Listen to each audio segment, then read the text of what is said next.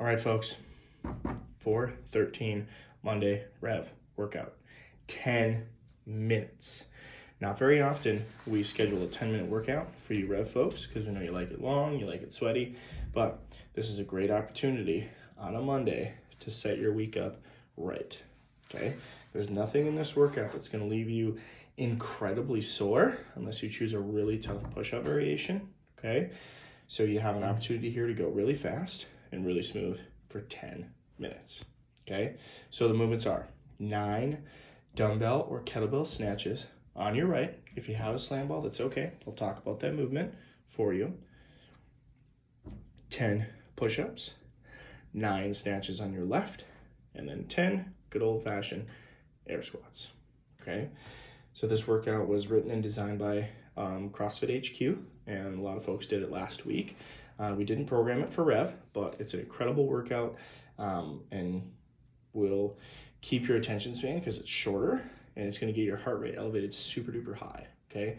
Complex movements, like a snatch, it's core to extremity, paired up with a movement that most people can do pretty well at, elevates your heart rate immediately, keeps it high, you're going to burn some calories in a very short period of time. Okay, I don't recommend extending this workout. If you're looking at it and say, Coach, I'm not going to get a long enough sweat, you can add something like a light cardio after this if you feel necessary. Okay, I know a lot of folks will look at this and say, oh my gosh, 10 minutes? What do I say all the time in class? 10 minutes, yes, you can get your fitness in a day in 10 minutes, especially if you did the strength portion today, which I highly recommend. Okay, so let's talk about these movements today. Sit up here. You can see the body of my, this is Lola. Hi, Lola. Lola, say hi to everybody. She likes to help me out with my workouts. 10 minutes, short and sweet, okay? So we'll demo if you have a kettlebell, slam ball, or a dumbbell, okay? If you have, Lola, you're not helping lay down, please, thank you. If you have a torpedo, you could also, I don't have a torpedo at home, but torpedo would work just as well as a dumbbell in this situation, okay? So the workout is 10 minutes. You have 2 sets of snatches, push-ups, and squats, right? So it's 9 snatches with your right arm, 10 push-ups, 9 snatches with your left arm, then 10 squats. And you repeat that as many times as you can in 10 minutes, okay? So the 9 snatches on your right, we're isolating one side, so we're not switching each rep. We're doing 9 reps with our right arm, okay? So if I had something like my dumbbell, make sure my eyes are forward, chest is up, legs are engaged. I'm going to use my legs to help me get this dumbbell to my hip crease. And then I use my hip drive, squeezing my butt, to pull my elbow nice and high, flick my wrist over at the top. So often I see folks go through a dumbbell snatch and they're just pulling with their arm right away, and all that pulling power is coming from your arm. My legs are really, really strong. Let's use those, okay? Arm stays nice and long till it's at our hip crease in slow motion. Then I lift and press. So we're gonna do it nice and slow. 1, 2, 3. Bicep next to ear on each one. 9 reps all the way up, okay? We're talking push-ups. I'm looking for 10 reps of something that you can do well, okay? So if you can't, on a dime, if I saw you in class or at a Hy-Vee or getting groceries, whatever, and I said, hey, so-and-so, give me 10 strict push-ups. If you don't have the ability to do 10 strict push-ups on a dime or at the drop of a hat, today's a great day for knee push-ups, okay? Especially those of you revers who want to keep moving fast, keep moving a long time. Knee push-ups are going to help this workout be successful for you, okay? So all that means is I have my knees on the floor. I find it easier if I cross my feet when I do knee push-ups, okay? Arms are just underneath my shoulders. I want to avoid getting too far out front, okay, and too far behind me. My hands are just beneath my shoulders, about shoulder width apart, and I'm going to get my chest nice and close to the floor and push up. Obviously, if you have strict push-ups, great. Do those, okay? But we're after 10 reps. As soon as you finish your 10 push-ups, you're on to 9 snatches on your right, okay? So we talked about the dumbbell. Same applies for the torpedo, kettlebell. Kettlebell snatch. So technically there's two ways to do this movement. There's one way that I coach it, okay? If you are a tenured kettlebeller and you're very, very confident with the object, you can take these from the floor.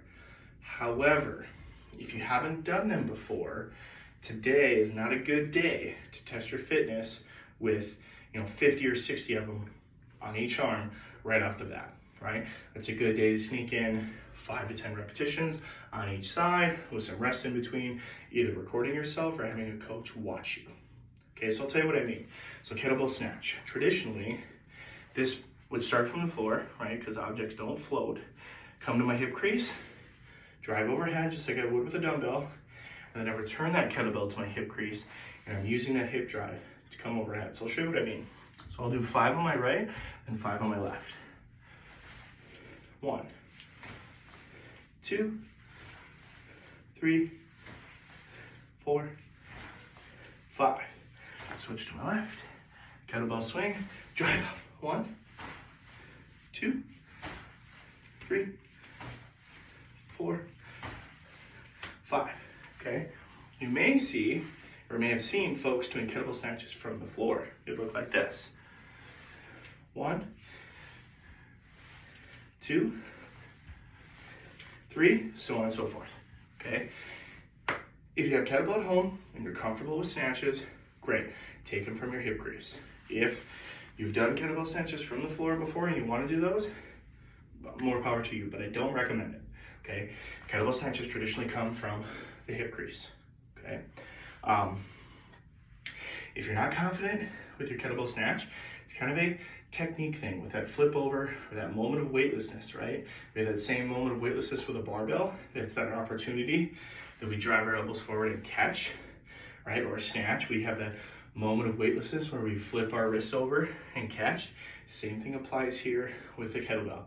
If you're not confident with it, okay, you can slow it down by going into a clean and press.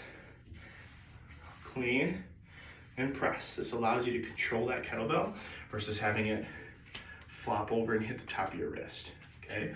What I find is as a little tip, drive your hand over to the left side of the kettlebell with your right hand.